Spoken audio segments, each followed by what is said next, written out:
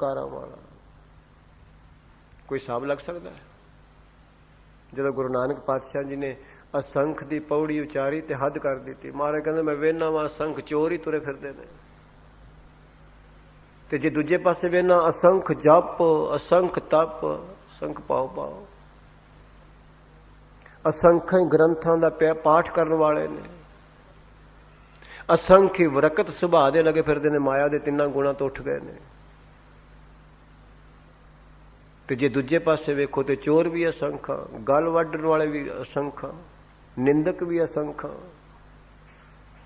ਗੁਰਦੇਵ ਕਹਿ ਰਹੇ ਨੇ ਕਿੰਨੀ ਅਸੀਮ ਤੇਰੀ ਰਚਨਾ ਹੈ ਮੇਰੇ ਮਾਲਕ। ਕੀ ਕਿਸੇ ਦਾ ਦਿਮਾਗ ਉੱਥੇ ਤੱਕ ਜਾਏਗਾ, ਕੀ ਸੋਚ ਜਾਏਗੀ ਉੱਥੇ ਤੱਕ। तो पातशाह जी ने ये बचन कह दिता, आख्या नाना बिद कर बनत बनाई, तू ऐसी बनतर बना दी है संसार दी, असी ते तेरे कुदरत दा अंत नहीं पा सकते, ते कादर दा अंत कौन पाने वाला जम्मिया। असी तेरी एक कृत दा अंत नहीं पा सकते, ते कादर दा अंत कौन पाएगा। ये रहमतां ने तेरियां। तो गुरु नानक पातशाह जी ने, गुरु अर्जन पातशाह जी ने ये बचन कह दिते, ते नाना बिद कर बनत बनाई। विधि बनत मैंने बनता। सतगुरु कहने इन्नियां ढंगां नाल तू ये बनतर बनाई है संसार दी, इन्नी विचित्र बनतर बनाई है, ते सतगुरु कहने साडी औकात नहीं असी इसका अंदाजा लगा सकीए, कीमत पा सकीए। ते अगली पंक्ति में सतगुरु ने आख्या भी तेरी रचना मैं तेरे अगे ही सौंपना, परमात्मा तू ही मालक है। हाँ जी, अपनी कीमत आपे पाए। बस सतगुरु कहने तेरी वडियाई दी कीमत तू ही जानना है। हे मेरे मालक तू ही जानना है इस रचना दी कीमत वडियाई, असी नहीं पा सकते। असी ते 100 छत दी बिल्डिंग खड़ी करने ते किन्ने किन्ने सरिये ते पिलर लाने, तू 29,200 फुट पहाड़ खड़ा किया, कोई पत्थर नहीं लाया। तेरी कीमत कौन पाए। असी ते होर कोई चीज चुकने आ, भार चुकने आ ते उहदा अंदाजा लाने आ किन्ना कोई चुकेगा। करोड़ां टन पानी लैके बदल टुरे फिरदे ने, थल्ले कोई थमी नहीं। कौन पाएगा तेरी कीमत। किन्ने थमी दिती है बदलां थल्ले, आसमान थल्ले किन्ने पिलर लाया है, दसो। है उहदी कुदरत विस्माद कि नहीं विस्माद। मैं कई बारी बेनती करदा, हुण ते रिवाज ही हट गया, उहदे तो एक एक बोल तो, उहदी एक एक दृश्य तो दृष्टा नजर आउंदा है। जिथे हिंदुस्तान विच सियाल विच बड़ी सर्दी पैंदी है, उत्थे तुसी नलका गेड़ो, ज्यों-ज्यों गेड़ोगे पानी गर्म आएगा, ते जदों भर गर्मी पैंदी है ज्यों-ज्यों गेड़ोगे पानी ठंडा आएगा। किड्डा बेअंत है वो, दसो तुसी। गर्मी विच जदों भी तुहाडी असीस नाल 10 गुरु दे बख्शे ट्यूबलां ते कदी इशनान करन दा मौका मिलदा है सियाल जां, जदों तुसी सर्दी च नहाओगे ट्यूबल चला के, नलका चला के पानी गर्म निकलेगा। उन्होंने पता है मेरे जीव ने ठंड नाल ना करे मर जान। ते जदों तुसी गर्मी विच बहुता गेड़ोगे पानी ठंडा निकलेगा। ते जे तुसी कदी सतगुर दी कृपा मनी करन जां बद्रीनाथ करे दर्शन कीते होण, ते तुसी हैरान होवोगे, कोल कोल चश्मे ने, एक जगह उबलदा पानी पे निकलदा, एक दा बर्फ वर्गा है। ते कौन पाएगा तेरी कीमत। है किसी दी ताकत। 2 फुट का फासला नहीं, एक पासे पानी नूं हथ लाओ ते हाथ ही सड़ जाता, इन्ना टैंपरेचर है, ते दूजे पासे सोन हो जाता हथ लाइए ते बर्फ ही बर्फ है। ते कोई कीमत पा सकता कोई है। किसी दी औकात ओहदी कीमत पाए। तो गुरु साहब किन्नियां बख्शां नाल मैनू अते तुहानू कह रहे ने कि नाना विध कर बनत बनाई, अपनी कीमत आपे पाई। तू अपनी समर्था नू, ताकत नू आप ही जानना है, किसी दी औकात नहीं। कोई तेरे एक जरे दी भी कीमत पा जाए, कोई तेनू बेअंत नू किसी लफ्जां विच बन सके, किसी इलम विच बन सके। तो हाँ, गुरु पंचम पातशाह जी महाराज ਇਹ ਕਹਿ ਰਹੇ ਨੇ ਮੇਰੇ ਮਾਲਕ ਤੂੰ ਆਪਣੀ ਕ੍ਰਿਤ ਦਾ ਆਪ ਮਾਲਕ ਹੈ ਤੇ ਆਪ ਹੀ ਏਡਾ ਬੇਅੰਤ ਹੈ, ਕੌਣ ਜਾਣ ਸਕਦਾ ਹੈ? ਹਾਂਜੀ, ਸਭ ਘਟ ਤਿਸਕੇ ਸਭ ਤਿਸਕੇ ਠਾਉ। ਗੁਰੂ ਸਾਹਿਬ ਕਹਿੰਦੇ ਨੇ ਸਾਰੇ ਹਿਰਦੇ ਹੀ ਉਹਦੇ ਨੇ ਤੇ ਸਾਰਿਆਂ ਹਿਰਦਿਆਂ ਵਿੱਚ ਉਹਦੀ ਜਗ੍ਹਾ ਬੈਠਾ ਹੈ ਉਹ ਆਪ। ਕਿੰਨਾ ਵਿਆਪਕ ਹੈ। ਅਸੀਂ ਚੋਰ ਨੂੰ ਆਪਣੇ ਘਰ ਨਹੀਂ ਵੜਨ ਦਿੰਦੇ, ਕਿਸੇ ਮਾੜੇ ਬੰਦੇ ਨਾਲ ਬੋਲਦੇ ਨਹੀਂ, ਕੋਈ ਪਤਾ ਲੱਗ ਜਾਏ ਗਲਤ ਆਦਮੀ ਹੈ ਉਸ ਨੂੰ ਆਪਣੇ ਘਰ ਕਦੀ ਨਹੀਂ ਵਾੜਾਂਗੇ। ਪਰ ਕਮਾਲ ਦੀ ਗੱਲ ਹੈ ਉਹ ਚੋਰ ਦੇ ਹਿਰਦੇ 'ਚ ਵੀ ਬੈਠਾ ਹੈ। ਚੋਰ ਨੇ ਉਹਦੇ ਨਾਲ ਨਫ਼ਰਤ ਕੀਤੀ ਹੈ, ਉਸਨੇ ਚੋਰ ਨਾਲ ਵੀ ਨਹੀਂ ਨਫ਼ਰਤ ਕੀਤੀ, ਉਹਦੇ ਹਿਰਦੇ 'ਚ ਬੈਠਾ ਹੈ, ਉਹਦੇ ਘਰ ਵੀ ਬੈਠਾ ਹੈ। ਕਿਸੇ ਵਿਕਾਰੀ ਬੰਦੇ ਨੇ ਤੇ ਸ਼ਾਇਦ ਉਹਦੇ ਨਾਲ ਨਫ਼ਰਤ ਕੀਤੀ ਹੈ ਵੀ ਮੈਂ ਗੁਰੂ ਦੇ ਦਰ ਤੇ ਨਹੀਂ ਜਾਣਾ, ਸਤਸੰਗਤ ਵਿੱਚ ਨਹੀਂ ਜਾਣਾ, ਉਹਦੀ ਵਡਿਆਈ ਨਹੀਂ ਗਾਣੀ। ਪਰ ਪ੍ਰਮਾਤਮਾ ਕਿੰਨਾ ਬਖਸ਼ਾਉਂਦੇ, ਉਹਦੇ ਹਿਰਦੇ 'ਚ ਵੀ ਬੈਠਾ ਹੈ, ਉਹਦੇ ਵਿੱਚ ਵੀ ਬੈਠਾ ਹੈ। ਸਭ ਘਟ ਤਿਸਕੇ ਸਭ ਤਿਸਕੇ ਠਾਓ। ਕਿੰਨਾ ਬਖਸ਼ੰਦ ਸੁਭਾਅ ਹੈ ਤੇਰਾ, ਤੂੰ ਉਹਦੇ ਹਿਰਦੇ ਵਿੱਚ ਵੀ ਬੈਠਾ ਹੈ। ਅਸੀਂ ਤੇ ਮਾੜਾ ਜਿਹਾ ਸਾਡੇ ਨਾਲੋਂ ਕਿਸੇ ਦਾ ਸਟੇਟਸ ਮਾੜਾ ਹੋਵੇ ਤੇ ਕਹਿੰਦੇ ਉਹਦੇ ਨਾਲ ਨਹੀਂ ਬੈਠਣਾ, ਉਹਦੇ ਘਰ ਨਹੀਂ ਜਾਣਾ। ਪਰ ਉਹ ਸਾਰਿਆਂ ਦੇ ਹਿਰਦੇ ਵਿੱਚ ਬੈਠਾ ਹੈ, ਚੋਰਾਂ ਦੇ ਹਿਰਦੇ ਵਿੱਚ ਵੀ ਬੈਠਾ ਹੈ, ਵਿਕਾਰੀਆਂ ਦੇ ਹਿਰਦੇ ਵਿੱਚ ਵੀ ਬੈਠਾ ਹੈ। ਸਭ ਘਟ ਤਿਸਕੇ ਸਭ ਤਿਸਕੇ ਠਾਓ। ਪਾਤਸ਼ਾਹ ਕਹਿੰਦੇ ਨੇ ਉਹ ਹਰ ਇੱਕ ਜਗ੍ਹਾ ਹੈ, ਹਰ ਇੱਕ ਦੇ ਹਿਰਦੇ ਵਿੱਚ ਹੈ। ਕੋਈ ਐਸੀ ਥਾਂ ਨਹੀਂ ਜਿੱਥੇ ਉਹ ਨਹੀਂ। ਮੈਂ ਬੇਨਤੀ ਕਰਾਂ ਆਪ ਜੀ ਨੂੰ, ਕੋਈ ਐਸੀ ਜਗ੍ਹਾ ਨਹੀਂ ਜਿੱਥੇ ਪਰਮਾਤਮਾ ਨਹੀਂ। ਕੋਈ ਐਸਾ ਹਿਰਦਾ ਨਹੀਂ ਜਿਹਦੇ ਵਿੱਚ ਉਹ ਨਹੀਂ। ਕੋਈ ਐਸਾ ਜ਼ਰਾ ਨਹੀਂ ਜਿੱਥੇ ਉਹ ਨਹੀਂ। ਇਹ ਉਹਦੀ ਵਡਿਆਈ ਹੈ। ਹਰ ਇੱਕ ਹਿਰਦੇ ਵਿੱਚ ਉਹ ਬੈਠਾ ਹੈ, ਹਰ ਇੱਕ ਕ੍ਰਿਤ ਵਿੱਚ ਉਹ ਹੀ ਬੈਠਾ ਹੈ, ਹਰ ਦ੍ਰਿਸ਼ ਵਿੱਚ ਉਹ ਬੈਠਾ ਹੈ। ਪਰ ਗੱਲ ਸਿਰਫ ਇੱਕ ਹੈ ਕਿ ਜਿੰਨਾ ਚਿਰ ਤੈਨੂੰ ਇਹ ਚਸ਼ਮਾ ਗੁਰੂ ਕੋਲੋਂ ਨਹੀਂ ਮਿਲਦਾ ਉਹਨਾਂ ਚਿਰ ਇਹ ਗੱਲ ਨਹੀਂ ਬਣਦੀ। ਬਾਬਾ ਕਬੀਰ ਦਾ ਸੁੰਦਰ ਸ਼ਬਦ ਰਾਗੀ ਸਿੰਘਾਂ ਨੇ ਅੱਜ ਵੀ ਸਵੇਰੇ ਪੜਿਆ ਸੀ, ਕਰ ਫਕਰ ਦਾਇਮ ਲਾਏ ਚਸ਼ਮੇ ਜਹਾਂ ਤਹਾਂ ਮੌਜੂਦ, ਅੱਲਾਹ ਪਾਕੰ ਪਾਕ ਹੈ ਸ਼ੱਕ ਕਰੋ ਜੇ ਦੂਸਰ ਹੋਏ। ਮੈਂ ਬੇਨਤੀ ਕਰ ਦੇਣਾ ਚਾਹੁੰਦਾ, ਚਸ਼ਮਾ ਉਹ ਗੁਰੂ ਕੋਲ ਹੀ ਹੈ, ਐਨਕ ਉਹ ਗੁਰੂ ਕੋਲ ਹੀ ਹੈ, ਜਿਹਨੂੰ ਦੇਵੇ।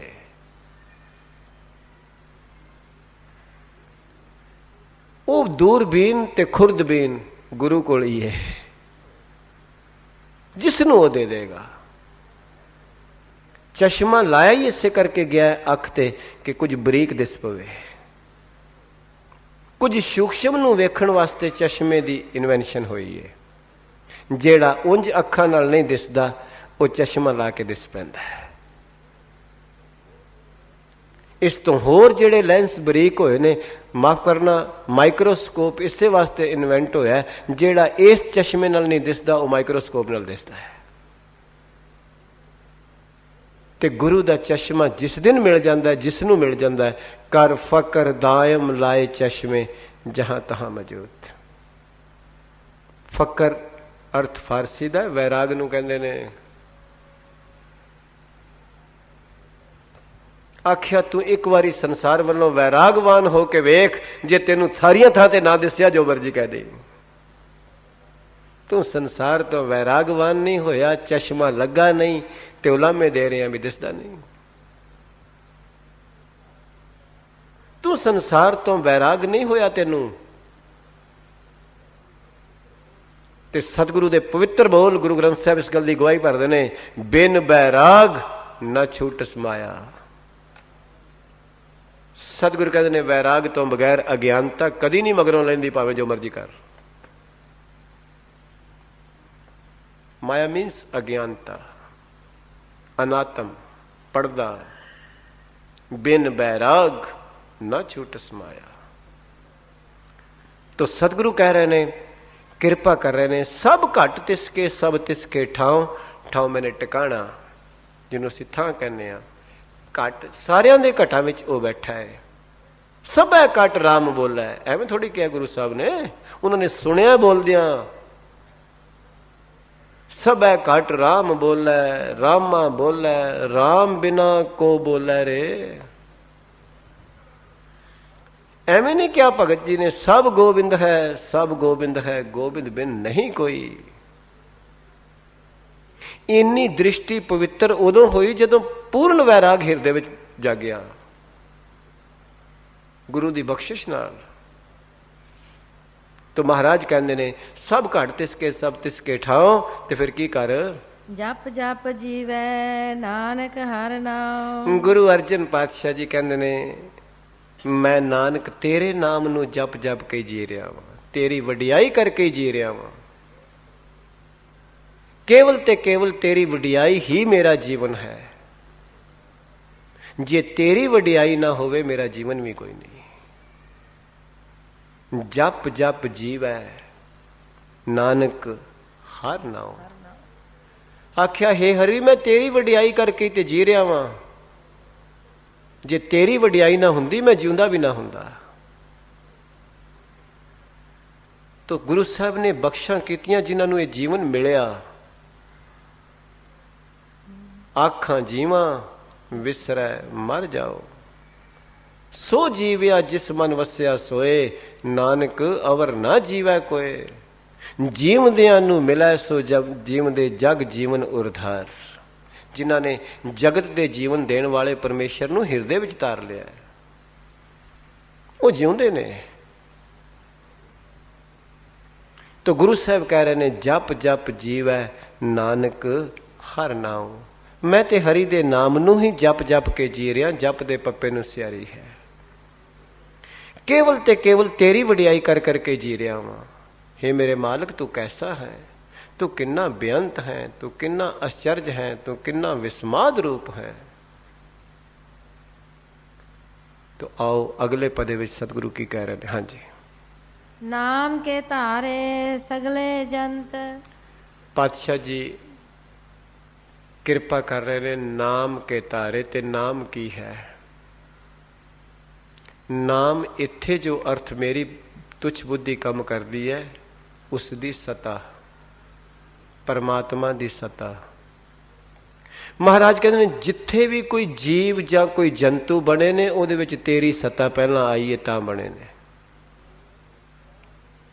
ਤੇਰੀ ਜੋਤ ਪਹਿਲਾਂ ਪ੍ਰਵੇਸ਼ ਕੀਤਾ ਤੇ ਤਾਂ ਕੋਈ ਜੀਵ ਜੰਤੂ ਬਣਿਆ। ਜੇ ਤੂੰ ਵਿੱਚ ਪ੍ਰਵੇਸ਼ ਨਾ ਕਰਦਾ ਤੇ ਕੋਈ ਵੀ ਜੀਵ ਨਾ ਬਣਦਾ, ਜੰਤੂ ਵੀ ਨਾ ਬਣਦਾ, ਕੋਈ ਨਾ ਬਣਦਾ। ਗੁਰੂ ਸਾਹਿਬ ਨੇ ਸਪਸ਼ਟ ਕੀਤਾ ਜਾਣੋ ਜੋਤ ਨਾ ਪੁੱਛੋ ਜਾਤੀ। ਪਹਿਲਾਂ ਜੋਤ ਨੂੰ ਪਹਿਚਾਣ, ਜਾਤ ਦੀ ਗੱਲ ਬਾਅਦ ਵਿੱਚ ਕਰਿਆ ਕਰ। ਪਹਿਲਾਂ ਸਰੂਪ ਨੂੰ ਪਹਿਚਾਣ ਤੇ ਰੂਪ ਦੀ ਗੱਲ ਬਾਅਦ ਵਿੱਚ ਕਰਿਆ ਕਰ। ਪਹਿਲਾਂ ਸੰਗ ਨੂੰ ਪਹਿਚਾਣ ਤੇ ਅੰਗ ਦੀ ਪਹਿਚਾਣ ਬਾਅਦ ਵਿੱਚ ਕਰਿਆ ਕਰ। ਪਰ ਤੂੰ ਅੰਗ ਨੂੰ ਪਹਿਲਾਂ ਪੁੱਛਦਾ ਹੈ, ਸੰਗ ਨੂੰ ਪੁੱਛਦਾ ਹੀ ਨਹੀਂ। ਬੇਨਤੀ ਕਰਾਂ, ਇਸ ਗੱਲ ਦੀ ਤੇ ਮੁਸ਼ਕਲ ਹੋ ਚੁੱਕੀ ਹੈ। ਬੱਚੇ ਬੱਚੀ ਦੇ ਰਿਸ਼ਤੇ ਕਰਨ ਲੱਗਿਆ ਵੀ ਅੰਗ ਪਹਿਲਾਂ ਵੇਖਿਆ ਜਾਂਦਾ, ਸੰਗ ਵੇਂਦਾ ਹੀ ਨਹੀਂ ਕੋਈ। ਕੋਈ ਨਹੀਂ ਪੁੱਛਦਾ ਤੂੰ ਪਾਠ ਕਰਦਾ ਹੈ ਨਹੀਂ ਕਰਦਾ, ਕਰਦੀ ਹੈ ਨਹੀਂ ਕਰਦੀ, ਗੀਤਾ ਪੜ੍ਹਦੀ ਹੈ ਨਹੀਂ ਪੜ੍ਹਦੀ, ਸੁਖਮਨੀ ਸਾਹਿਬ ਪੜ੍ਹਦੀ ਹੈ ਨਹੀਂ ਪੜ੍ਹਦੀ। ਕੇਵਲ ਅੰਗ ਵੇਖਿਆ ਜਾ ਰਿਹਾ ਹੈ। ਵਾਰਕ ਹੈ ਅੰਗ ਵੇਖਣਾ ਚਾਹੀਦਾ, ਪਰ ਸੰਗ ਪਹਿਲਾਂ ਵੇਖਣਾ। ਮੁੰਡਾ ਅੰਗ ਦਾ ਸੋਹਣਾ ਹੋਵੇ, ਬੱਚੀ ਅੰਗ ਦੀ ਸੋਹਣੀ ਹੋਵੇ ਤੇ ਸੰਗ ਹੈ ਹੀ ਕੋਈ ਨਹੀਂ ਵਿੱਚ। ਹੈ ਹੋਵੇ ਸਿੱਖ, ਨਾ ਦਾੜੀ ਹੋਵੇ ਨਾ ਕੇਸ ਹੋਣ, ਸਿਗਰਟਾਂ ਪੀਂਦਾ ਹੋਵੇ, ਡਰੱਗ ਲੱਗੀ ਹੋਵੇ, ਕੀ ਕਰੋ ਉਹਦੇ ਅੰਗ ਨੂੰ? ਹੈ ਕੀ ਕਰੇਗਾ ਉਹਦੇ ਅੰਗ ਨੂੰ? ਦੱਸ। ਸੰਗ ਤੋਂ ਤੇ ਟੁੱਟ ਗਿਆ ਹੈ। ਜਦ ਸੰਗ ਤੋਂ ਹੀ ਟੁੱਟ ਗਿਆ ਤੇਰਾ ਅੰਗ ਕੀ ਕਰੇਗਾ ਉੱਥੇ? ਤਾਂ ਗੁਰੂ ਸਾਹਿਬ ਕਿਰਪਾ ਕਰਦੇ ਨੇ, ਬਖਸ਼ਿਸ਼ ਕਰਦੇ ਨੇ, ਰਹਿਮਤ ਕਰਦੇ ਨੇ। ਮਹਾਰਾਜ ਕਹਿੰਦੇ ਅੰਗ ਵੇਖ ਪਰ ਪਹਿਲਾਂ ਸੰਗ ਵੇਖ। ਗੁਰੂ ਨੇ ਇੱਕ ਇੱਕ ਬਚਨ ਕਿੰਨਾ ਅਮੋਲ ਕਿਹਾ ਬਾਣੀ ਚ। ਜਾਂ ਕੇ ਸੰਗ ਤੇ ਵਿਛੜਾ ਤਾਂ ਹੀ ਕੇ ਸੰਗ ਲਾਗ ਲਿਖਿਆ ਨਾ। नहीं लिखिया ਜਾਂ के अंग ते विचरा ताही के अंग लाग। गुरुदेव कहते ने तू संग तो विछड़ गया, संग तो टुट गया, ते जे जिदन वो तेरे संग तो टुट गया तेरे अंग की कीमत ही नहीं पैनी, मिट्टी हो जाएगा उस वेले। अज ते तू वो संग तो विछड़ के अपने अंग नूं समझदा ना बड़ा चंगा है, बड़ा फैशन वाला है। जिदन उन्हें अपना संग विचों खिंचिया तेरे अंग नूं किसी ने नहीं पुछना, तेरा अंग रुलदा फिरेगा। गुरु ने बाणी च आख्या ये काया तू रुलदी देखी। सतगुरु ने आप आखे ने बोल, तू ते ओदा संग छड्या फिर भी वो कितना दयालु है, तेरा अंग टुरदा फिरदा है। जिदन उन्हें अपना संग खिंच लिया याद रखी उस वेले टैटेरी हो जाएगा। पर तू ये गल जानदा ही नहीं, तू इस गल नूं समझदा भी नहीं कि मेरे अंदर किसी का संग है ताई मैं अपना अंग शीशे चो वेख रहा वां। तो गुरु साहब कृपा कर रहे ने, पहली ही पंक्ति अंदर उसकी सता की गल कर रहे ने, उसकी ताकत की गल कर रहे ने, उसकी जोत की गल कर रहे ने। नाम के तारे सगले जंत। पातशाह कहते सारी कुदरत कायनात विच जिन्ने जीव जंतु पशु जीव कोटि मनुख कोटि जिन्ने भी ने सब उसकी सता करके ने, उसकी जोत करके ने। जे उसका संग विच ना होवे कोई भी कुछ भी नहीं, फिर तो केवल मिट्टी है, केवल सुआ है। हाँ जी, नाम के तारे खंड ब्रह्मांड। ते गुरुदेव कहते ने जिन्नी भी तेनू रौनक नजर आ रही ने ना, जिन्नी भी तेनू शहर विच रौनक नजर आ रही ने, शहरां विच जद जिन्नियां भी तेनू किते किते भी खंडा ब्रह्मंडा विच जो कुछ भी नजर आ रहा है सब ओदी जोत दा सदका है। जे ओदी जोत ना होवे ते कुछ भी नहीं, कब्रिस्तान है। केवल ते केवल खंडा ब्रह्मंडा विच देश देशांतरां विच सब लोग 14 वेख के बिखे जाप ही जय जाप। 14 तबक मुसलमान मनते ने तां गुरु साहब ने लोग 14 लिखिया है। मैं दरम्यान विच गल आ गई है, कई बारी लोग संगतां कहंदियां ने कि गुरु नानक पातशाह ने ते लखां आकाश ते पताल लिखे ने ते गुरु दसम पातशाह 14 लोग लिख रहे हैं।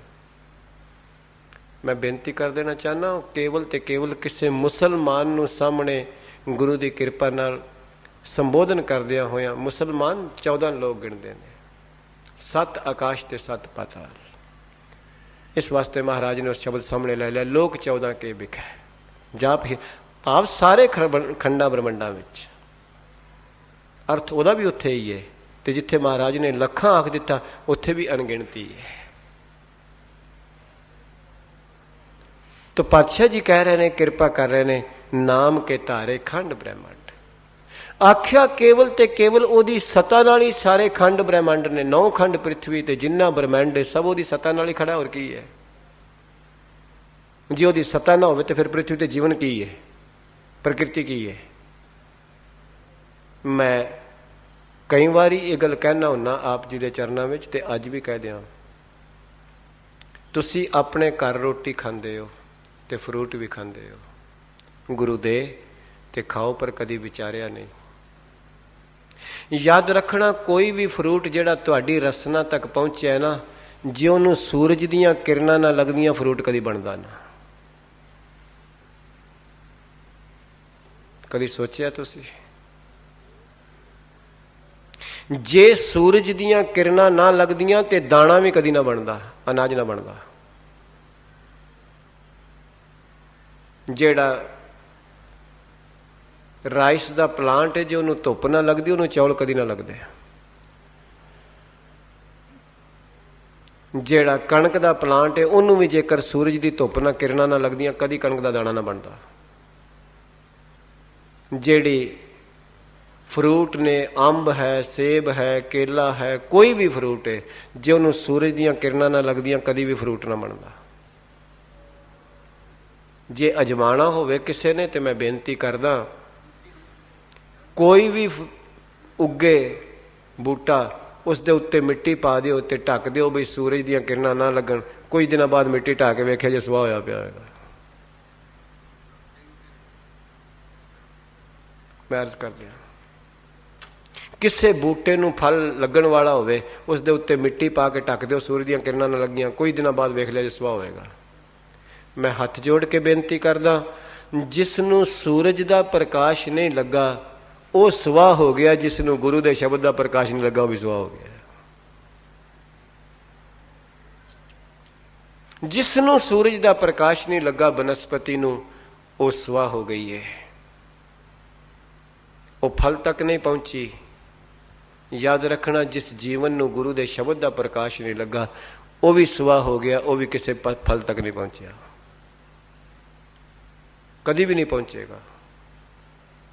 ਜਿਸ ਜੀਵਨ ਨੂੰ ਗੁਰੂ ਦੇ ਸ਼ਬਦ ਦਾ ਪ੍ਰਕਾਸ਼ ਨਹੀਂ ਲੱਗਾ, ਗੁਰੂ ਦੇ ਸ਼ਬਦ ਦਾ ਪ੍ਰਕਾਸ਼ ਜਿਸ ਜੀਵਨ ਨੂੰ ਲੱਗੇਗਾ ਫਲ ਉਸ ਨੂੰ ਹੀ ਲੱਗੇਗਾ ਗਿਆਨ ਦਾ, ਨਹੀਂ ਤੇ ਕਦੀ ਵੀ ਨਹੀਂ ਲੱਗ ਸਕਦਾ। ਤਾਂ ਗੁਰੂ ਸਾਹਿਬ ਨੇ ਆਸਾ ਦੀ ਵਾਰ ਵਿੱਚ ਇਹਦਾ ਜ਼ਿਕਰ ਬੜੀ ਖੁੱਲ ਕੇ ਕੀਤਾ ਹੈ, ਫਲੀਆਂ ਫੁਲੀਆਂ ਬੱਪੜਾ ਪੀਤਨ ਵਿੱਚ ਸੁਆਹ, ਖੇਤੇ ਅੰਦਰ ਛੁੱਟੀਆਂ ਕਹੋ ਨਾਨਕ ਸੌ ਨਹਾ ਨਹਾ ਮੈਨੇ ਖਸਮ, ਉਹਦੇ ਤੇ ਫਿਰ 100 ਖਸਮ ਨੇ। तो पातशाह जी कह रहे ने, कृपा कर रहे ने, महाराज कह रहे ने कि नाम के तारे खंड ब्रह्मांड। हाँ जी, नाम के तारे सिमरत वेद पुराण। सतगुरु ने एक बख्शिश कीती है ते ऐसी रहमत नाल ये लफज गुंदे ने, सिमरत दे तत्ते नूं सियारी है, सिमरतियां स्त्रीलिंग है, 27 सिमरतियां ने। वेद दे दद्दे नूं औंकड़ नहीं है, 4 वेद ने, प्लूरल है, बहुवचन। ऋग्वेद, सामवेद, अथर्वण वेद ते जुजर वेद, ये 4 वेदां दे नाम ने। ਜਿਹੜੀਆਂ ਸਿਮਰਤੀਆਂ ਨੇ ਉਹ 27 ਹੈ। ਮੰਨੂ ਜੀ, ਮੰਨੂ ਸਿਮਰਤੀ ਜਿਸ ਨੂੰ ਕਹਿੰਦੇ ਨੇ, ਤੇ ਪੁਰਾਣ ਜਿਹੜੇ ਨੇ ਇਹ 18 ਨੇ। ਤਾਂ ਮਹਾਰਾਜ ਨੇ ਨੰਨੇ ਨੂੰ ਔਂਕੜ ਨਹੀਂ ਲਾਇਆ। ਮੈਂ ਬਾਣੀ ਪੜਨ ਵਾਲਿਆਂ ਨੂੰ ਬੇਨਤੀ ਕਰਦੇ ਵਾਂ, ਮੇਰੇ ਸਤਿਗੁਰੂ ਗੁਰੂ ਅਮਰਦਾਸ ਸਾਹਿਬ ਨੇ ਇੱਕ ਬਚਨ ਬੜੇ ਅਮੋਲਕ ਆਖੇ ਨੇ ਆਪਣੀ ਵਸੀਅਤ ਵਿੱਚ। ਅੰਤੇ ਸਤਿਗੁਰ ਬੋਲਿਆ, ਮੈਂ ਪਿੱਛੇ ਕੀਰਤਨ ਕਰਿਓ ਨਿਰਵਾਣ ਜੀਓ, केशो गोपाल पंडित सदियो, हर हर कथा पढ़े पुराण जियो। उत्थे महाराज ने पुराण दे नन्ने थले औंकड़ लाया है। पर एक गल मैं कह देवां, सिख नूं बहुत साल हो गए ने बाणी पढ़दियां, पर कदी भी गुरसिख ने इस तरह विचारिया नहीं कि महाराज ने किते नन्ने नूं औंकड़ नहीं लाया, किते क्यों लाया है। अगर लाया तो उसका की मतलब है, अगर नहीं लाया तो फिर की मतलब है। तो मैं अर्ज कर देना चाहना, पुराण 18 ने, शिव पुराण, गरुड़ पुराण, इन्हां विचों एक पुराण ऐसा है जिहदे विच निरोल आत्मक ज्ञान है, वो है आत्म पुराण। तो गुरु साहब ने उस वसीयत विच बिल्कुल स्पष्ट किया कि मेरे तो बाद जिहड़े कर्म कांड वाले पुराण ने ना, भी बिबान बनाने ते हड्डियां लैके जानियां ते फुल करने ते आ करने, ये नहीं करने, केवल ते केवल आत्मक ज्ञान की सोझी परमात्मा दे गुण गाने ने। सतगुरु तरस करन, महाराज कहते हैं नाम के तारे सिमरत वेद पुराण। सतगुरु कहते हैं सिमरतियां नूं भी अगर कोई वडियाई मिली, वेदां नूं भी अगर कोई वडियाई मिली, पुराणां नूं भी अगर कोई वडियाई मिली, तो परमेश्वर दे नाम दी सता दी मिली। जे उन्हां विचों नाम कढ दईए बाकी की है। शास्त्रां विचों जे रब दी वडियाई कढ दईए तो फिर शास्त्रां नूं नमस्कार कौन करेगा। अखर ते अखबार ते भी अखबार नूं कोई मत्था टेकदा? अखबार का बंडल एडा वड्डा हुंदा, कोई मत्था टेकदा कदी? उहदे विच अखर ते हैन, पर माफ करना वो गुरमुख दे अखर नहीं, गुरु दे मुख तो निकले नहीं। अखर हैन। मैं अज सवेर दे दीवान विच बेनती कीती सी कि तुसी जेकर समुंदर ते जाओ, समुंदर बहुत वड्डा है, ते समुंदर दा पानी पीओगे ते खारा होएगा, बेशक पी के वेख लेना। पर उसे समुंदर का पानी बदल लैके आउंदे ने, मिठा हुंदा है। समुंदर तो ही सी, पर जदों बदल ने लियांदा ते मिठा सी।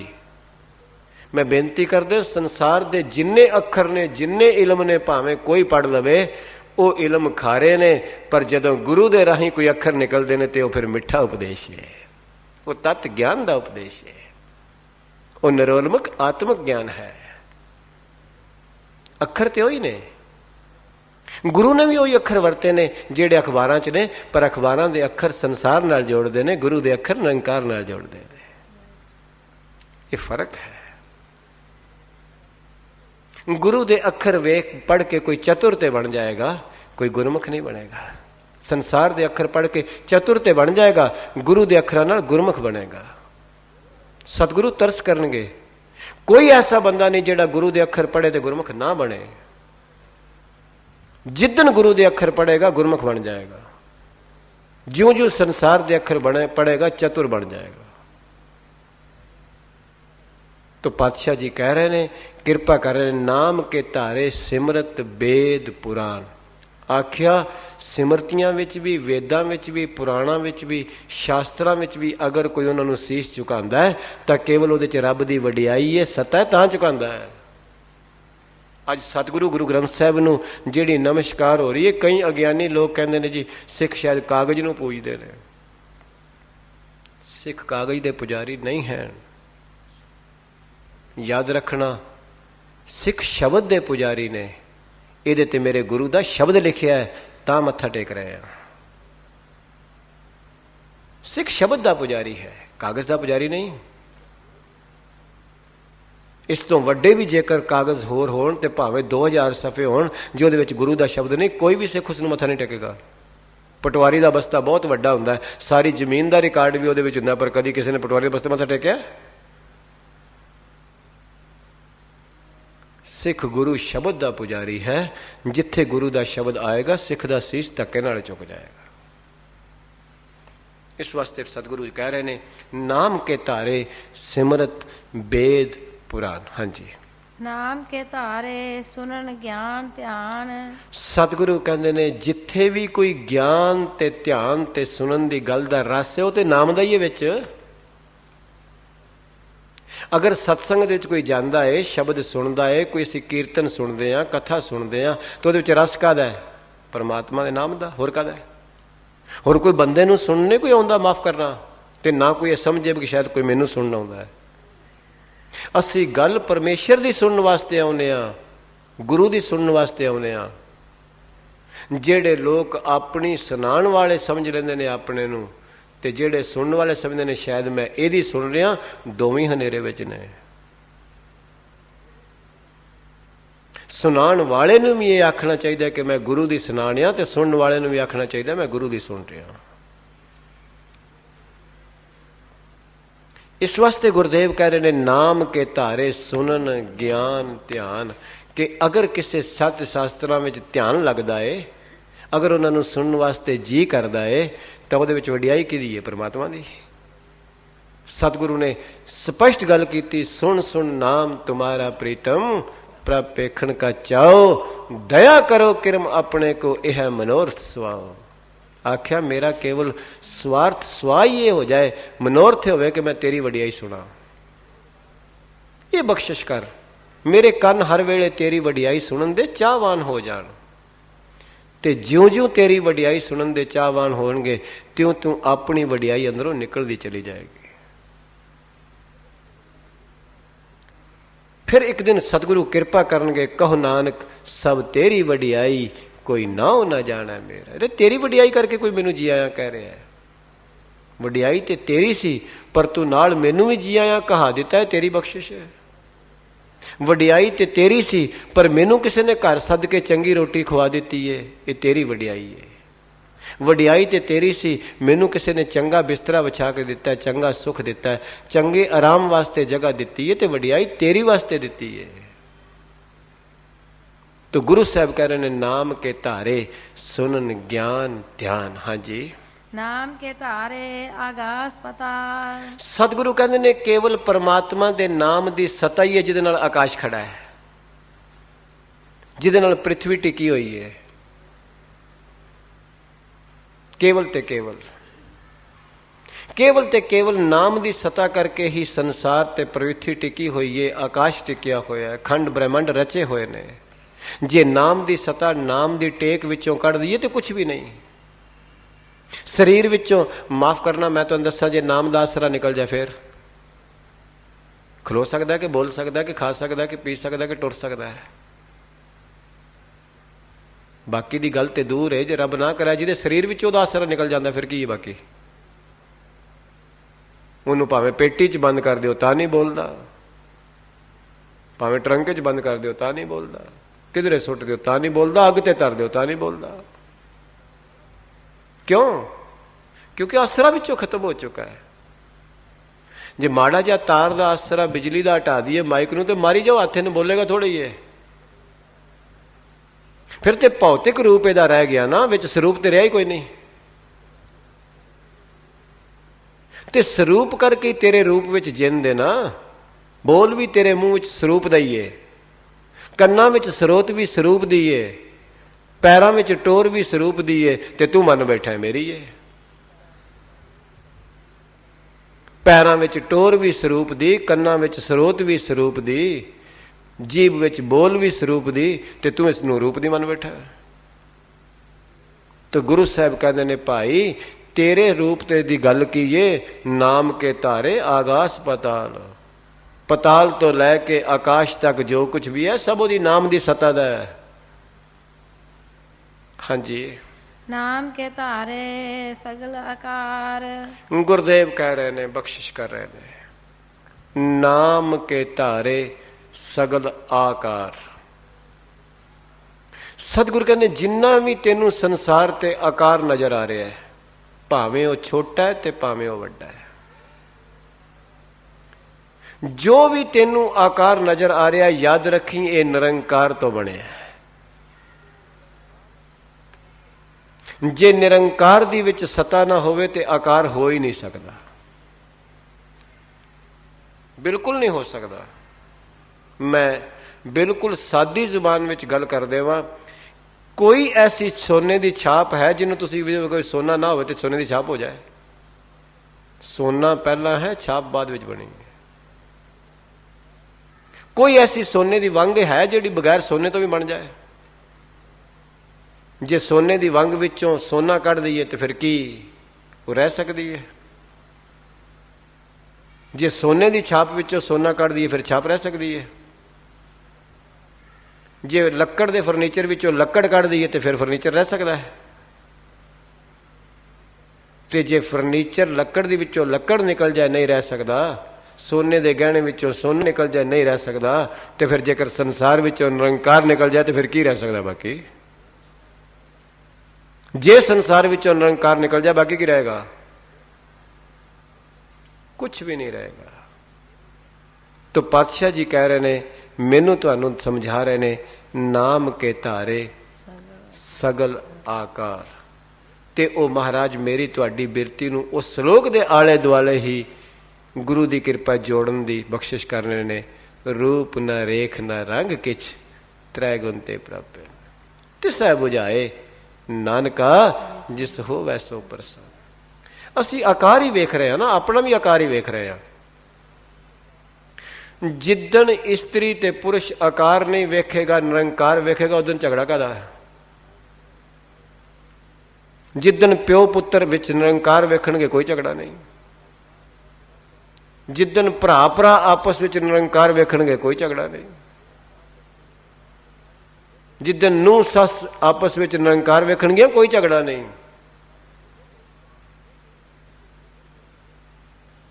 ਤੋ ਗੁਰਦੇਵ ਕਿਰਪਾ ਕਰ ਰਹੇ ਨੇ, ਬਖਸ਼ਿਸ਼ ਕਰ ਰਹੇ ਨੇ, ਕਿੰਨੀ ਰਹਿਮਤ ਨਾਲ ਮੈਨੂੰ ਤੁਹਾਨੂੰ ਸਮਝਾ ਰਹੇ ਨੇ। ਨਾਮ ਕੇ ਧਾਰੇ ਸਗਲ ਆਕਾਰ। ਆਪਣੇ ਆਪ ਨਾਲ ਤੇ ਕੋਈ ਧੋਖਾ ਕਰਦਾ ਹੀ ਨਹੀਂ, ਆਪਣੇ ਆਪ ਨੂੰ ਤੇ ਕੋਈ ਭੈੜਾ ਕਹਿੰਦਾ ਹੀ ਨਹੀਂ। ਜਦੋਂ ਮੈਂ ਆਪਣੇ ਵਿੱਚ ਵੀ ਨਿਰੰਕਾਰ ਵੇਖਾਂ ਤੇ ਤੁਹਾਡੇ ਵਿੱਚ ਵੀ ਨਿਰੰਕਾਰ ਵੇਖਾਂ ਤੇ ਫਿਰ ਕਿਹਨੂੰ ਭੈੜਾ ਕਹਾਂਗਾ?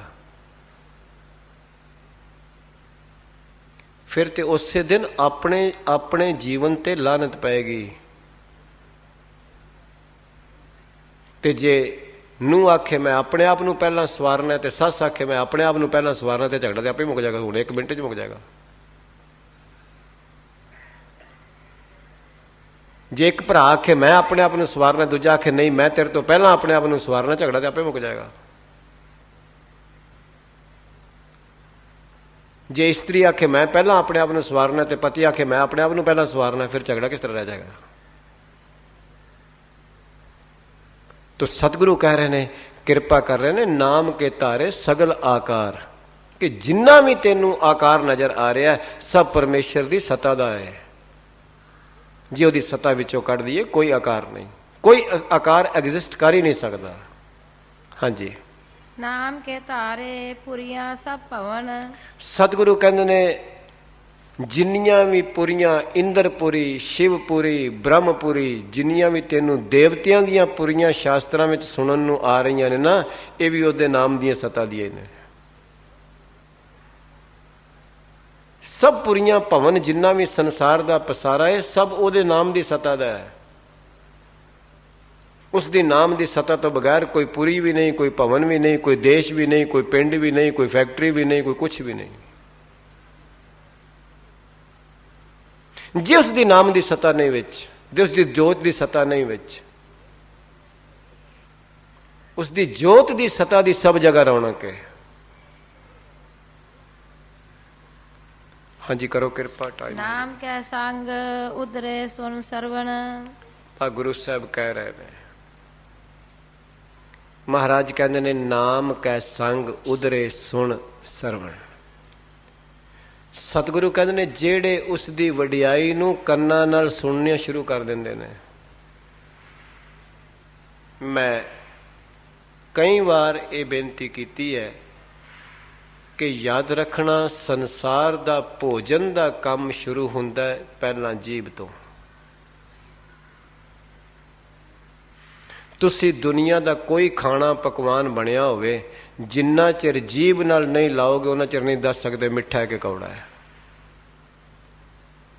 ਕਿਸੇ ਦੇ ਬੰਦੇ ਦੇ ਘਰ ਕੋਈ ਡਿਸ਼ ਬਣੀ ਹੋਵੇ, ਉਹਨੂੰ ਆਖੋ ਉਂਗਲ ਨਾਲ ਲਾ ਕੇ ਸਵਾਦ ਦੱਸ, ਨਹੀਂ ਦੱਸ ਸਕਦਾ।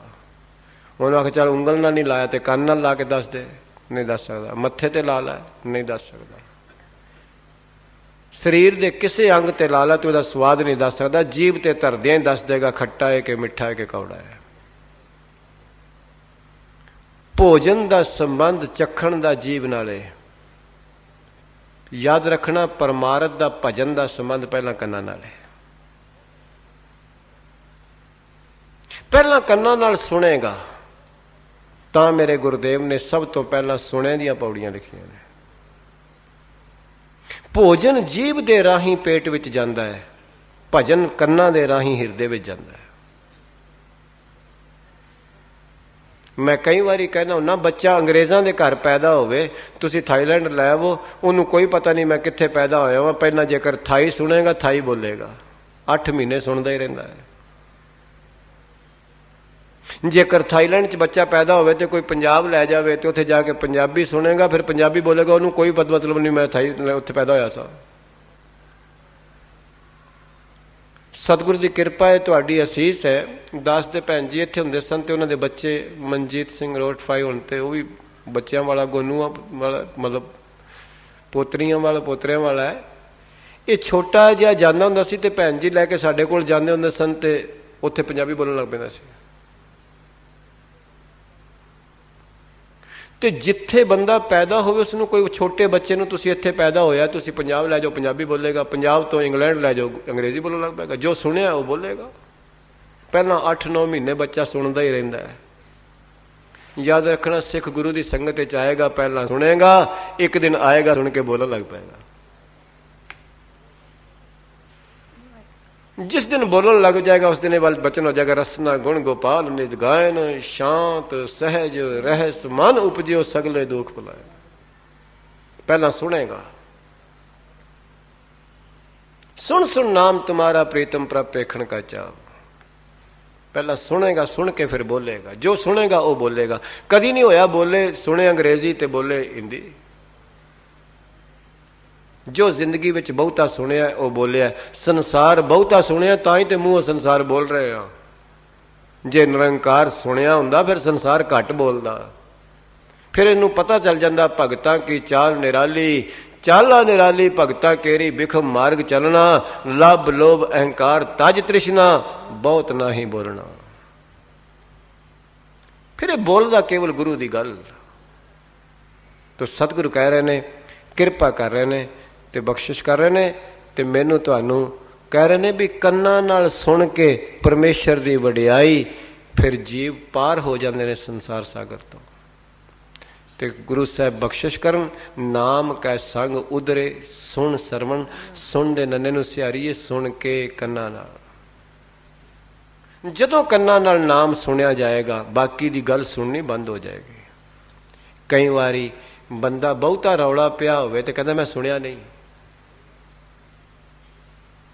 ਮੈਂ ਕਈ ਵਾਰੀ ਕਹਿਣਾ ਹੁੰਨਾ, ਜੇਕਰ ਤੁਹਾਡੇ ਘਰ ਕੋਈ ਟੈਲੀਫੋਨ ਆਵੇ ਤੇ ਘਰ ਬੱਚਾ ਰੌਲਾ ਪਾ ਰਹੇ ਹੋਣ ਤੇ ਫਿਰ ਟੀਵੀ ਵੀ ਵੱਜ ਰਿਹਾ ਹੋਵੇ ਉੱਚੀ ਉੱਚੀ, ਤੇ ਰੱਬ ਕਰੇ ਜੇ ਟੈਲੀਫੋਨ ਆਈ ਉਹਦਾ ਜਾਏ, ਜਿਹਨੇ ਤੁਹਾਡੇ ਪੈਸੇ ਦੇਣੇ ਹੋਣ ਤੇ ਕਈ ਚਿਰ ਤੋਂ ਨਾ ਦੇ ਰਿਹਾ ਹੋਵੇ, ਫਿਰ ਤੇ ਬੰਦਾ ਉਸੇ ਵੇਲੇ ਟੀਵੀ ਵੀ ਬੰਦ ਕਰਾ ਦਿੰਦਾ, ਬੱਚਿਆਂ ਨੂੰ ਵੀ ਚੁੱਪ ਕਰਾ ਦਿੰਦਾ, ਮੈਨੂੰ ਉਹਦੀ ਗੱਲ ਸੁਣ ਲੈਂਦੇ। ਤੇ ਮੈਂ ਬੇਨਤੀ ਕਰ ਦੇਵਾਂ, ਜਿੰਨੀ ਬਾਣੀ ਹੈ ਸਭ ਪਰਮੇਸ਼ਰ ਦਾ ਟੈਲੀਫੋਨ ਹੈ, ਤੇ ਭਗਤਾਂ ਤੇ ਗੁਰੂ ਨਾਨਕ ਪਾਤਸ਼ਾਹ ਦੇ ਰਾਹੀਂ ਆ ਰਿਹਾ, ਤੇ ਮੇਰਾ ਤੇ ਤੁਹਾਡਾ ਕਰਮਾਂ ਦਾ ਕਰਜ਼ਾ ਨਿਬੇੜਨ ਵਾਸਤੇ ਆ ਰਿਹਾ। ਜੇ ਸੁਣ ਲਿਆ ਤੇ ਜ਼ਰੂਰ ਨਿਬੜ ਜਾਏਗਾ। ਜਿੰਨੇ ਜਿੰਨੇ ਸੁਣਿਆ ਉਹਦਾ ਕਰਜ਼ਾ ਜ਼ਰੂਰ ਨਿਬੜੇਗਾ। ਇਹ ਗੁਰੂ ਦੀ ਵਡਿਆਈ ਹੈ। ਜਿੰਨੇ ਇਸ ਟੈਲੀਫੋਨ ਨੂੰ ਇੱਕ ਵਾਰੀ ਸੁਣ ਲਿਆ ਉਹਦਾ ਕਰਜ਼ਾ ਜ਼ਰੂਰ ਉਤਰ ਜਾਏਗਾ ਕਰਮਾਂ ਦਾ। ਤਾਂ ਗੁਰੂ ਸਾਹਿਬ ਕਹਿ ਰਹੇ ਨੇ, ਹਾਂਜੀ, ਕਰ ਕਿਰਪਾ ਜਿਸ ਆਪਣੇ ਪਦ ਨਾਮ ਲਾਏ। ਮਹਾਰਾਜ ਕਹਿ ਰਹੇ ਨੇ, ਕਿਰਪਾ ਜਿਸ ਆਪਣੇ ਨਾਮ ਲਾਏ। ਕਰ ਕਿਰਪਾ ਜਿਸ ਆਪਣਾ ਨਾਮ ਲਾਏ। ਨਾਮ ਦੇ ਮਾਂ ਅਕਸ਼ਰ ਨੂੰ ਹੁਣ ਸਿਹਾਰੀਏ। ਤੁਸੀਂ ਸਾਰਾ ਪਦਾ ਪੜਿਆ, ਨਾਮ ਦੇ ਮਾਂ ਅਕਸ਼ਰ ਨੂੰ ਸਿਹਾਰੀ ਨਹੀਂ ਆਈ। ਗੁਰਦੇਵ ਕਹਿੰਦੇ ਨੇ, ਜਿਸ ਨੂੰ ਵੀ ਕਿਰਪਾ ਕਰਕੇ ਪਰਮਾਤਮਾ ਆਪਣੇ ਵਡਿਆਈ ਨਾਲ ਲਾ ਲਵੇ, ਆਪਣੇ ਨਾਮ ਨਾਲ ਲਾ ਲਵੇ। ਕਰ ਕਿਰਪਾ ਜਿਸ ਆਪਣਾ ਨਾਮ ਲਾਏ। ਜਿਹਦੇ ਤੇ ਰੱਬ ਕਿਰਪਾ ਕਰਦਾ ਉਸ ਨੂੰ ਆਪਣੀ ਵਡਿਆਈ ਨਾਲ ਲਾਂਦਾ ਹੈ, ਤੇ ਜਿਹਨੂੰ ਉਹਨੇ ਭੁਲਾਣਾ ਹੁੰਦਾ ਉਹਨੂੰ ਸੰਸਾਰ ਦੀ ਵਡਿਆਈ ਨਾਲ ਲਾਂਦਾ ਹੈ। ਤੇ ਗੁਰਦੇਵ ਕਹਿੰਦੇ ਨੇ, ਕਰ ਕਿਰਪਾ ਜਿਸ ਆਪਣਾ ਨਾਮ ਲਾਏ। ਜਿਹਨੂੰ ਪਰਮਾਤਮਾ ਆਪਣੇ ਨਾਮ ਨਾਲ ਲਾ ਦਿੰਦਾ, ਇੱਕ ਵਾਰੀ ਨਾਮ ਨਾਲ ਲੱਗਿਆ ਤੇ ਫਿਰ ਬਣੇਗਾ ਕਿ ਸਤਿਗੁਰੂ ਅਗਲੀ ਪੰਕਤੀ ਵਿੱਚ ਬਖਸ਼ਿਸ਼ ਕਰ ਦਿੰਦਾ। ਨਾਨਕ ਚੌਥੇ ਪਦ ਮੈਂ ਸੋ ਜਨ ਗਤ ਪਾਏ। ਗੁਰਦੇਵ ਕਹਿੰਦੇ ਨੇ, ਜਿੱਦਣ ਨਾਮ ਨਾਲ ਲੱਗ ਗਿਆ ਉਸੇ ਦਿਨ ਹੀ 93 ਪੌੜੀਆਂ ਪਾਰ ਕਰ ਜਾਏਗਾ। ਰਜੋਗੁਣੀ, ਤਮੋਗੁਣੀ, ਸਤੋਗੁਣੀ ਟੱਪ ਜਾਏਗਾ। ਰਜੋ ਚੋਂ ਵੀ ਨਿਕਲ ਜਾਏਗਾ, ਤਮੋ ਚੋਂ ਵੀ ਨਿਕਲ ਜਾਏਗਾ, ਸਤੋ ਵਿੱਚ ਵੀ ਨਿਕਲ ਜਾਏਗਾ, ਚੌਥੇ ਪਦ ਵਿੱਚ ਪਹੁੰਚ ਜਾਏਗਾ। ਰਜਗੁਣ, ਤਮਗੁਣ, ਸਤਗੁਣ ਕਹੀਐ ਇਹ ਤੇਰੀ ਸਭ ਮਾਇਆ। ਚੌਥੇ ਪਦ ਕੋ ਜੋ ਨਰ ਚੀਨੈ ਤਿਨ ਹੀ ਪਰਮ ਪਦ ਪਾਇਆ। ਇੱਥੇ ਪਹੁੰਚ ਜਾਏਗਾ। ਰੂਪ ਰੰਗ ਆਕਾਰ ਤੋਂ ਨਿਕਲ ਜਾਏਗਾ। ਤੇ ਜਦੋਂ ਰੂਪ ਤੋਂ ਵੀ ਨਿਕਲ ਗਿਆ, ਰੰਗ ਤੋਂ ਵੀ ਨਿਕਲ ਗਿਆ, ਆਕਾਰ ਤੋਂ ਵੀ ਨਿਕਲ ਗਿਆ, ਫਿਰ ਸਤਿਗੁਰੂ ਕਿਰਪਾ ਕਰਨਗੇ। ਨਿਰੰਕਾਰ ਦਾ ਦਰਵਾਜ਼ਾ ਤੇ ਹਮੇਸ਼ਾ ਹੀ ਖੁੱਲ੍ਹਾ ਹੈ। ਗੁਰਸਿੱਖਾ ਤਾਂ ਹੀ ਗੁਰੂ ਅਰਜਨ ਸਾਹਿਬ ਨੇ ਬਖਸ਼ਿਸ਼ ਕੀਤਾ ਸੀ, ਐਸੋ ਗੁਣ ਮੇਰੋ ਪ੍ਰਭ ਜੀ ਕੀਨ। ਪੰਚ ਦੋਖ ਅਰ ਅਹੰਗ ਰੋਗ ਇਹ ਤਨ ਤੇ ਸਗਲ ਦੂਰ ਕੀਨ। ਬੰਧਨ ਤੋਰ ਛੋਰ ਬਿਖਿਆ ਤੇ ਗੁਰ ਕੋ ਸ਼ਬਦ ਮੇਰਾ ਹੀਰਾ ਦੀਨ। ਇਹ ਬਖਸ਼ਾਂ ਗੁਰੂ ਕਰ ਦੇਵੇ। ਗੁਰੂ ਅਰਜਨ ਪਾਤਸ਼ਾਹ ਜੀ ਰਹਿਮਤ ਕਰਨ, ਕਿਰਪਾਲਤਾ ਕਰਨ। ਸਮਾਂ ਹੋ ਗਿਆ, ਸਤਿਗੁਰੂ ਦੀ ਅਸੀਮ ਵਡਾਈ ਕਰਦਿਆਂ ਬੇਅੰਤ ਬੇਅੰਤ ਊਣਤਾਈਆਂ ਭੁੱਲਾਂ ਹੋ ਗਈਆਂ ਨੇ। ਭੁੱਲਾਂ ਊਣਤਾਈਆਂ ਮੇਰੀਆਂ ਜਾਣ ਕਰਕੇ ਖਿਮਾ ਕਰ ਦੇਣੀ। ਵਡਿਆਈ ਸਤਿਗੁਰੂ ਗੁਰੂ ਗ੍ਰੰਥ ਸਾਹਿਬ ਪਿਤਾ ਮਹਾਰਾਜ ਤੇ ਧੰਨ ਗੁਰੂ ਅਰਜਨ ਸਾਹਿਬ ਜੀ ਦੀ ਜਾਣ ਕੇ ਆਪਣੇ ਅਤੇ ਮੇਰੇ ਹਿਰਦੇ ਵਿੱਚ ਵਸਾਉਣ ਵਾਸਤੇ ਗੁਰੂ ਫਤਿਹ ਰਾਹੀਂ ਅਸੀਸ ਬਖਸ਼ੋ। ਵਾਹਿਗੁਰੂ ਜੀ ਕਾ ਖਾਲਸਾ, ਵਾਹਿਗੁਰੂ ਜੀ ਕੀ ਫਤਿਹ।